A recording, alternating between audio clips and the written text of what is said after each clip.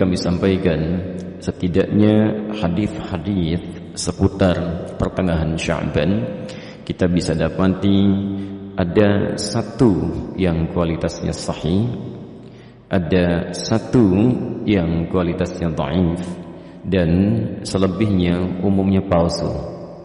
Selebihnya umumnya palsu. Saya ambil contoh yang palsu misalnya.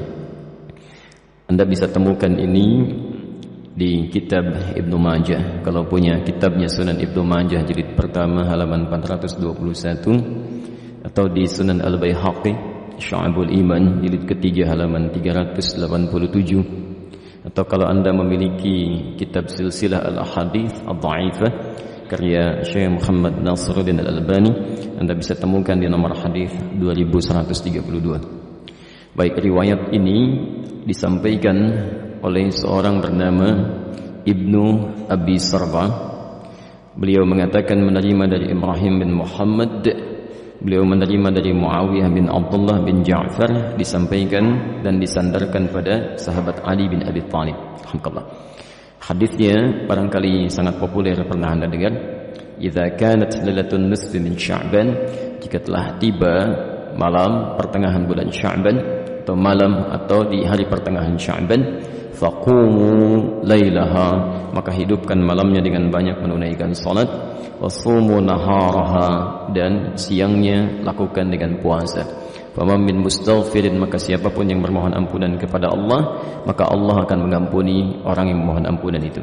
Pernah dengar hadis ini? Itu statusnya palsu ya. Hadisnya palsu. Hadisnya palsu. Cacat palsunya ada pada seorang bernama Ibnu Abi Sarbah, orang pertamanya. Ini dinilai oleh para ulama hadis sebagai orang yang sering memalsukan hadis. Adapun yang dhaif Anda bisa temukan di Asnal Matalib jilid pertama halaman 84. Itu disandarkan pada Aisyah radhiyallahu anha, bahwa satu kali beliau kehilangan Rasulullah sallallahu alaihi wasallam di malam pertengahan Sya'ban.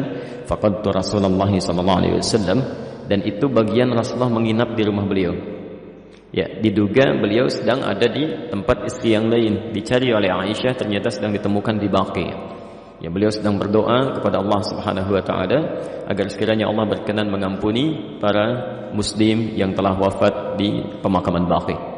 Ya, maka Rasulullah menyampaikan, katakanlah Aisyah, hari ini Allah mengamati kepada manusia dan mengampuni orang-orang memohonkan ampunan. Ini statusnya dhaif, tapi juga disahihkan oleh Syekh Muhammad Nasiruddin Al-Albani. Yang sahih itu riwayat Abu Musa Al-Ash'ari.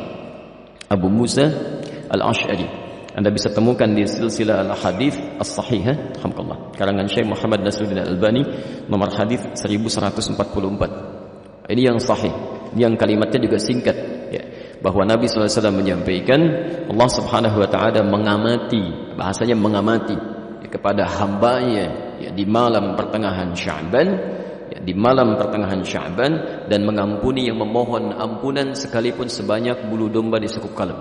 Itu yang sahih ya. Ini sebetulnya semakna dengan hadis-hadis qudsi yang disampaikan orang pertamanya 31 orang sahabat senior. Dan itu biasa, keutamaan-keutamaan malam. Misal, yanzilu Rabbuna tabaraka wa ta'ala, Allah kemudian ya, menghamparkan rahmatnya ke langit dunia kepada hambanya setiap sepertiga malam. Itu tiap hari itu ya, sepertiga malam ya. Maka Allah kemudian berfirman, faqala ya ibadi, hambaku, siapa yang memohon kepadaku aku akan berikan, siapa yang meminta aku akan kabulkan. Faman istaghfara liya, dan siapa mohon ampunan faghafartu lahu, aku ampuni dia. Itu tiap hari. Tiap hari. Jadi kalau Anda enggak minta itu rugi. Dan hadisnya qudsi. Ya. Dan khusus untuk malam Sya'ban, hadisnya berbeda seperti tadi kami sampaikan dari Abu Musa Al-Ash'ari, itu dimulai di malamnya. Kalau tiap hari di penghujung malam. Nah, jadi ini yang sahih. Dan amalannya Nabi tidak menyebut spesifik. Karena itu sahabat itu banyak beramal saja ya. Ada yang kemudian salatnya qiyamul lail, yang tahajud ya.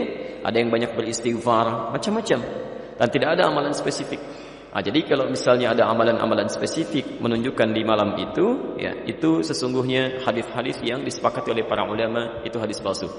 Misal hadis yang mengatakan bahwa bangun di malam Sya'ban, tunaikan salat sekian rakaat, dibacakan dengan qul huwallah di awalnya dan sebagainya. Itu saking palsunya hadis itu, di kitab hadis palsu aja enggak ada.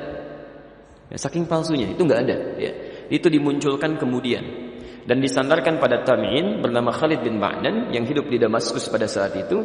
Beliau tidak melakukan itu. Beliau hanya menunaikan salat-salat sunnah malam gitu ya. Qiyamul lail, tahajud itu yang ditunaikan. Cuman orang salah menduga gitu ya. Jadi kalau Anda ingin hidupkan malamnya dengan ibadah-ibadah sunnah, silakan saja, boleh. Qiyamul lail, tahajud, baca Quran, istighfar itu standar, biasa. Dan ada keutamaan di situ. Kalau siangnya ingin puasa, boleh. Puasa Ayyamul Bid. Masya Allah sekarang kan merangkai itu. Kamis tanggal 12 kan kemarin, Jumatnya 13, Sabtu 14, sekarang 15. Antum masih boleh puasa. Ya, sekallah khair. Baik, jadi sah-sah saja kalau siangnya ingin puasa, tapi jangan disandarkan pada keterangan-keterangan hadis yang bermasalah, ya. Termasuk ada yang fenomenal itu ya. Jadi zaman dulu nggak ada, sekarang ada tuh. Ya, bahwa pada saat pertengahan Sya'ban buku amalan manusia ditutup, ya. Pernah dengar itu? Baik, kalau ditutup artinya amalan kita nggak dicatat karena ditutup. Di antum bebas saja lakukan apa aja tuh karena nggak dicatat tuh, ya. Mau pinjam handphone teman, mau ngambil sandal di Baitur Rahim karena nggak dicatat tuh, ya. Karena ditutup ternyata nggak dicatat. Dan mustahil buku catatan amal seorang hamba ditutup kecuali dia telah wafat. Dia telah wafat. Dia ditutup itu setelah wafat. Kalau dia masih hidup, dia pasti terbuka. Masih terbuka dia. Dan semua akan ditulis dan ditampakkan di akhirat nanti. Dalilnya sahih. Wa may ya'mal mithqala dzarratin khairan yarah. Siapa yang berbuat satu kebaikan akan ditampakkan sekecil apapun. Wa may ya'mal mithqala dzarratin syarran yarah. Yang ada hanyalah pena yang diangkat, yang tidak dituliskan. Itu pun bukan di pertengahan Sya'ban atau bahkan di Ramadan, bukan. Hanya dikhususkan pada 3 golongan tertentu. Rafi'al qalam an thalathin, kan? Atau an thalatha. Diangkat pena, tidak dituliskan hisabnya dari 3 golongan. Anis sabiyyi hatta yahtalima, dari anak kecil sampai dia balik. Jadi kalau anak kecil tidak sholat, dia nggak dihisab oleh Allah sebelum dia balik. Itu diangkat penanya, tapi bukunya masih terbuka, catatannya ada, ya. Baik, kemudian siapa lagi? Wa 'anil majnuni hatta yufiqa. Ya, 'anil majnuni hatta yufiqa, dari orang yang terganggu ya kesadarannya, baik sampai dia sadar kembali. Yang disebut tidak waras dan sebagainya gitu ya. Baik, nah itu tidak dihisab, tidak dihitung. Jadi kalau dia naik misalnya ngambil mangga Anda, dia lempar, kemudian dia ambil mangganya, Anda enggak usah marah karena Allah pun enggak hisab. Ya, Allah tidak hisab. Jelas ya? Karena dia melakukan amalan berdasarkan bukan karena kesadarannya. Dan yang terakhir, anin naimi hatta yastaiqidha. Ya, dari orang yang tidur sampai dia bangun. Jadi kalau misalnya ada di antara antum, ya tertidur, kemudian subuh lewat sampai jam 10 itu belum dihisab tuh. Nah, saat bangunnya di situ dia tempat sholatnya. Ya, tapi bukunya tetap terbuka, nggak ditutup ya. Kalau ditutup artinya sudah meninggal dunia, sudah selesai. Baik. Dan tidak ada kerjaan malaikat nutupin buku, dibuka lagi gitu ya. Tolong tanyakan kapan ditutupnya, kapan dibukanya.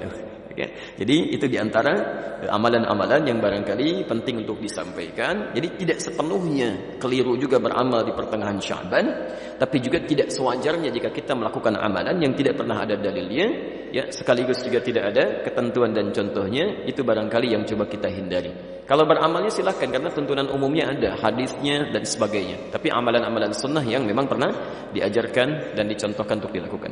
Saya kira jelas ya.